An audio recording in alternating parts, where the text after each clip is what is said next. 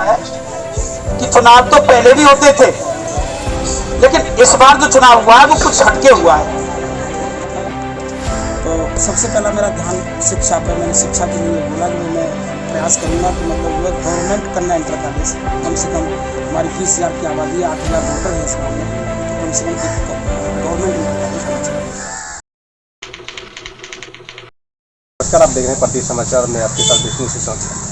अभी तक आपने जनता के मन की बात सुनी, नेताओं के मन की बात सुनी, लेकिन जो 1 महीने का जो दौर चला कस्माकस का त्रिस्तरीय पंचायत चुनाव को लेकर, जनता ने अपना फैसला जो है बेबाकी से सुनाया है। और जनता ने जितने भी उम्मीदवार थे, तारीख 15 अपने आप को कर्मठ, सुचारू, ईमानदार और शिक्षित योग्य होने का दावा भी कर रहा था, लेकिन जनता ने उसे चुना है और सत्ता के सिंहासन तक कहीं एक गद्दी पर बैठाया है और ताज पहनाया एक गुलाब से। तो वो दौर ख़त्म हो चुका है। जनता के मन की बात सुनी, लेकिन आज प्रधानों के मन की बात क्या है, इसी श्रृंखला में, इसी कड़ी में आज हम आए हुए हैं जनपद मत्था के गांव नौगांव, जो कि ब्लॉक खंड शोमा के अंतर्गत आता है।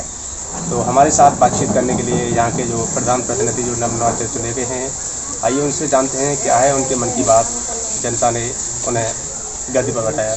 सबसे पहले आपका बहुत बहुत स्वागत है, प्रति समाचार पर। Thank you.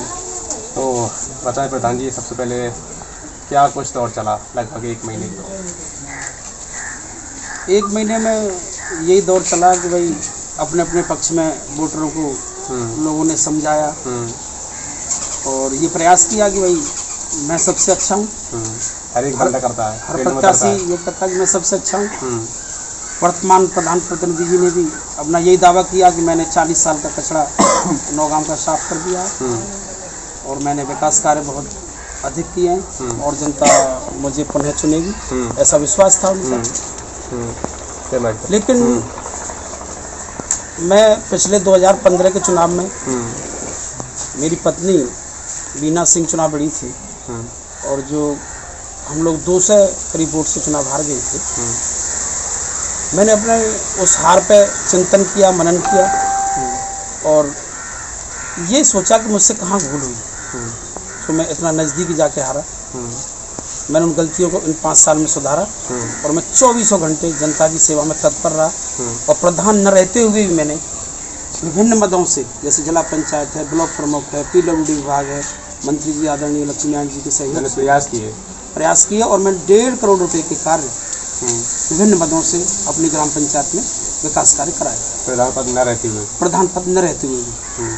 और रही व्यक्तिगत रूप से जनता की सेवा की बात, तो ये मेरा रिकॉर्ड रहा है। मैं सन 2000 से राजनीति में हूँ। सन 2000 में एक बार मैं प्रधान हुआ था और ये मेरा रिकॉर्ड रहा है कि मेरे पास अगर किसी व्यक्ति का रात को 12 बजे ही फ़ोन आएगा तो मेरा 12 बजे कॉल रिसीव होगी और उसका तत्काल रेस्पॉन्स मिलेगा। ऐसा नहीं कि मतलब टालम टोल वाली बात है। चाहे मेरा वोटर हो या न हो, ये मेरे भीतर कभी भी असमानता की भावना नहीं आई। लगभग 2 दशक का करियर रहा इस फील्ड में। जी। और उसका परिणाम भी है। मैं जब भी मतलब जो हारा हूँ, मैंने पुनः सत्ता में वापसी की है। 2005 में मैं हारा, उसमें वोट मेरी बहुत आई थी, लेकिन 328 वोट इत्तेफाक से मेरे साथ साजिश की गई थी। मेरे एक ताऊ जी के लड़के हैं, उन्होंने साजिश की थी और मेरे ताऊ जी चुनाव लड़े थे उसमें मेरे सामने। उसके बावजूद भी मैं मात्र 256 वोट से हारा था और 328 वोट पर अंगूठा मेरे निशान पर कैंसिल थे। वोटों से मैं जीता था, लेकिन क्योंकि वो अंगूठे का निशान था इसलिए वोट कैंसिल हो गए। वो 256 से चुनाव हार गया। 2010 में चुनाव BC में चला गया नौगांव का। उस समय मैंने अपना प्रत्याशी, मेरे साथ 2005 में जो मेंबर रहे थे मेरे 2000 से 2005 वाले कार्यकाल में, लल्लू जी, तो उन लल्लू जी के लिए मैंने मतलब जो है प्रयास किया, जबकि वो जाति से मोमडन है। और इत्तेफाक से जो BC का सामने वाला प्रत्याशी था, वो अपनी पत्नी का जाटनी, जो जाट आते हैं BC में आते हैं, वो प्रमाण पत्र बनवा लाए और ठाकुर प्रत्याशी लगे। और साजिश के तहत, हाँ, और गांव के जितने भी प्रमुख धुरंधर नेता थे, तो वर्तमान प्रधान जी जो रहे हैं वो भी, और तुम्हारे विधायक चंदन सिंह के जो भाई हैं वो राकेश उर्फ बबलू, तेजन पहलवान जी, अशोक प्रमुख जी, जो भी मुख्य व्यक्ति थे, ये सारे लोग मतलब उस समय उनके साथ रहे। और मैं सिंगल व्यक्ति और बाकी जनता मेरे साथ रही और उस चुनाव को मैं 200 वोटों से जीता। उसमें 1900 वोट हासिल किए। लेकिन 2015 में मैं जब अपनी पत्नी को लड़ाया तो मुझे फिर हार मिली। कहीं मुझसे भूल हुई, चूक हुई। मैंने फिर चिंतन किया। मैंने कहा 2010 में जब मैंने उस व्यक्ति के लिए 1950 वोट लाया था, तो 1950 वोटों को ढूंढूं वो वोटर कहाँ है जी। और इसी कैंपेन में मैंने single door to door campaign की। अब कि मैंने चुनाव का प्रचार का तरीका बदल दिया था, पूरा चेंज कर दिया। मैंने मतलब जो है केवल मात्र 2 दिन मुझे अपना चुनाव चिन्ह बताने के लिए मिले, 2 दिन। क्या था समझना आपका? चुनाव चिन्ह था मेरा कार। और इत्तेफाक से जिस दिन कार मेरे लिए इशू हुई थी चुनाव चिन्ह, उसी दिन मैंने कह दिया था कि चुनाव में जीतूंगा। अच्छा। उसका रीज़न ये है कि 2 बार मेरे मतलब जो है पापा जी निर्वाचित हुए इसी ग्राम में। हाँ जी, 3 चुनाव लड़े थे, तो उनका 1 बार कलम दबा चुनाव चिन्ह आया था, उस समय वो हार गए थे, और 2 चुनाव में उनका कार चुनाव चिन्ह आया था, दोनों में विजय मिले थे।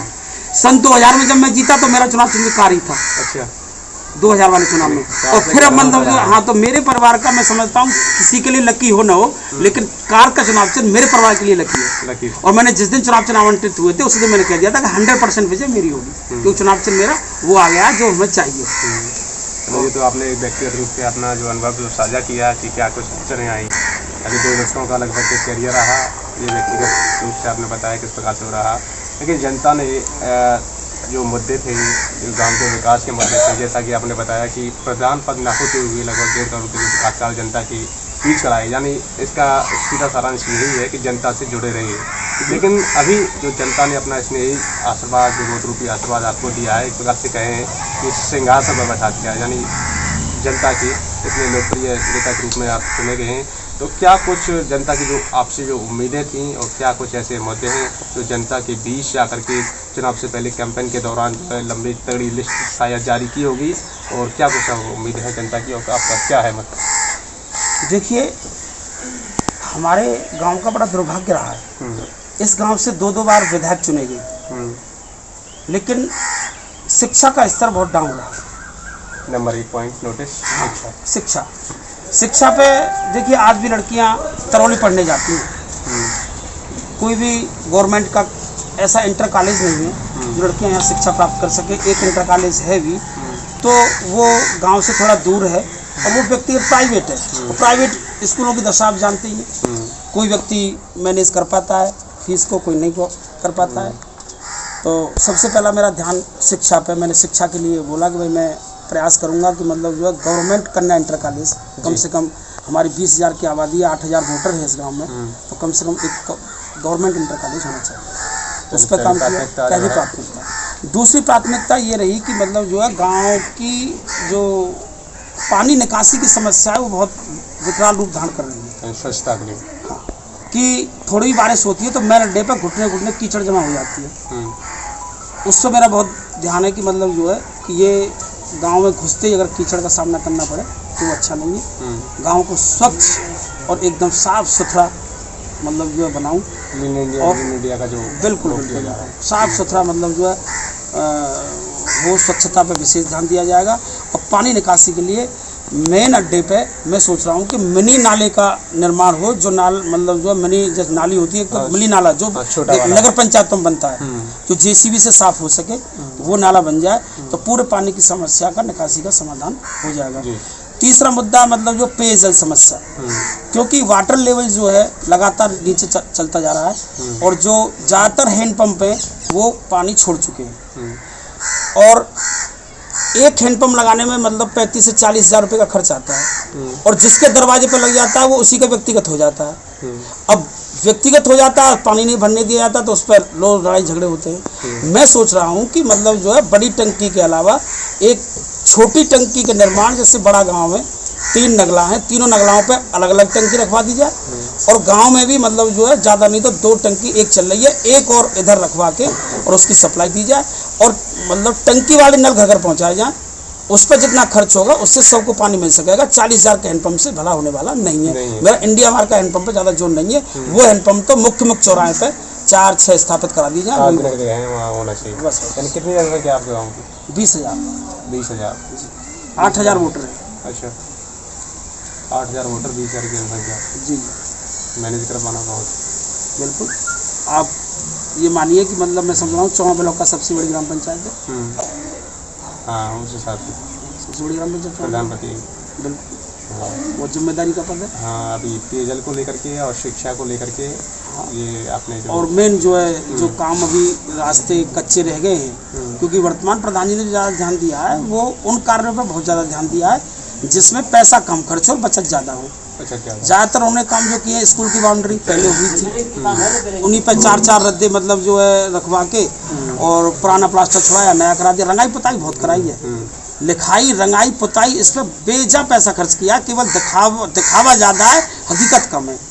और मतलब काम का ढिढोरा इतना पीटते। अगर देखिए, उनको ये चिंतन और मनन करना चाहिए कि आप अगर वास्तव में ही काम करते तो क्या जनता आपको पहले से चौथे पे ला देती? नहीं लाती, ऐसा नहीं है। जनता हमेशा न्याय करती है, और लेकिन वो समझ नहीं पा रहे हैं। भाषा शैली पर कभी उन्होंने अपनी पर ध्यान नहीं दिया कि भाई मैं मतलब एक गांव का जिम्मेदार प्रतिनिधि हूँ, इतनी बड़ी ग्राम पंचायत का प्रतिनिधि हूँ, मैं प्रधान प्रतिनिधि हूँ, तो मुझे किस आदमी से कैसी भाषा का प्रयोग करना चाहिए, ये कभी ध्यान नहीं दिया। उनको अपनी कमियों पर ध्यान देना चाहिए, न कि अब ये मतलब कहते फिर रहे हैं कि भाई 1 महीने प्रधान नहीं चलने देंगे। अरे भाई, मैं गलत करूँगा तभी तो। पक्ष विपक्ष के आरोप प्रत्यारोप का दौर चलता रहता है, लेकिन कोरोना काल चल रहा है, कितना भयानक सिस्टम देश ही नहीं दुनिया के अंदर है, उसका अच्छा खासा असर भी दिख रहा है। तो कोरोना को लेकर के क्या कुछ कहना चाहते हैं? देखिए, मैंने आज कई जगह बात की है, हालांकि मुझे भी, आप भी जानते हैं, न शपथ हुई है न चार्ज मिला है। हाँ, वो तो है, लेकिन मैंने अपनी जिम्मेदारी जिस दिन से मैं निर्वाचित हो गया उसी दिन से समझ ली है। जनादेश मिल गया, बिल्कुल जनादेश मिल गया, जिम्मेदारी मैंने समझ ली है। और मैं अभी 1-2 दिन में बहुत शीघ्र ही पूरे गांव को सैनिटाइजर मतलब जो की व्यवस्था कर रहा हूँ, सैनिटाइज कराऊंगा, और उसका प्रचार प्रसार भी कराऊंगा, मतलब जो मुनादी के माध्यम से, प्रचार प्रसार के माध्यम से, कि सभी लोग मास्क लगा के रखें और सोशल डिस्टेंसिंग बनाएं, और जो सरकार की गाइडलाइंस है उनका अधिक से अधिक पालन करें, टेस्टिंग कराएं, टीके लगवाएं। ये मतलब जो है प्राथमिकता मेरी होगी कोरोना से। सबसे पहले प्राथमिकता यही होगी कि सैनिटाइजर कराया जाए, और जो भी कोरोना की जो गाइडलाइन है, हाँ, उनका पालन बताने की कोशिश की जाए। बिल्कुल। तो और क्या कुछ अपील करना चाहोगे जनता से कोरोना काल को लेकर? जनता से मैं यही अपील करना चाहूँगा, एक तो सोशल डिस्टेंसिंग, और दूसरा मास्क। मास्क बेहद ज़रूरी है, मास्क से बहुत बचाव होता है। और तीसरी बात, अनर्गल मतलब जो है शादी विवाहों में भीड़ इकट्ठा न करें। इससे कोई बहुत बड़ी बात नहीं, इससे आपका देखो एक तीर से 2 शिकार है कि इधर तो सोशल डिस्टेंसिंग का और सरकार की कोरोना गाइडलाइंस का, कोविड-19 का मतलब जो गाइडलाइंस का पालन हो जाएगा, और दूसरा आपका खर्चा भी कम होगा। दोनों फायदे हैं ना, तो आदमी को करना चाहिए। और लोग मतलब कि जो है भीड़ 50-100 लोग उधर से आ रहे हैं, डीजे बज रहे हैं, ये मैं इसके विरुद्ध हूँ। तो शब्द उनके लिए जो चुनाव प्रचार के दौरान कसमाकस पूरे तरीके से अपने आप को बेहतर उम्मीदवार साबित करने की कोशिश में लगे हुए थे, लेकिन वो तो है ये कि जनता केवल एक ही चुनती है, वो हताश है, उनके लिए दोष है। देखिए, मैं उनके लिए कहना चाहूँगा कि आप हताश और निराश न हों, और ये कोई कुंभ का मेला नहीं जो 12 साल में लौटेगा, 5 साल बाद फिर चुनाव होंगे। आप जो है अपनी गलतियों पर चिंतन और मनन करें, और जनता की सेवा 24 घंटे तत्पर रहकर करें, लगातार जारी रहे। हाँ, लगातार जारी रहे, और मुझसे बेहतर काम करने की कोशिश करें, न रहते हुए भी, तब सत्ता में वापसी करें। ऐसी मेरी शुभकामनाएं उनके लिए। जी, बहुत बहुत धन्यवाद। तो जैसा कि अभी बातचीत हुई, जो कि उनको जो प्रधान जी थे, जो कि जामनगर गाँव से प्रधान प्रतिनिधि के रूप में जनादेश मिला है, और जो बातचीत हुई कि उनकी पहली प्राथमिकता क्या थी विकास को लेकर के, तो उन्होंने किस प्रकार से अपने जो मुद्दे चुनाव से पहले भी रखे हुए थे और अभी भी पलटी समाचार के माध्यम से सार्वजनिक किया। तो इसी के साथ विशेष रौंदिया के साथ वीडियो जर्नलिस्ट आगे से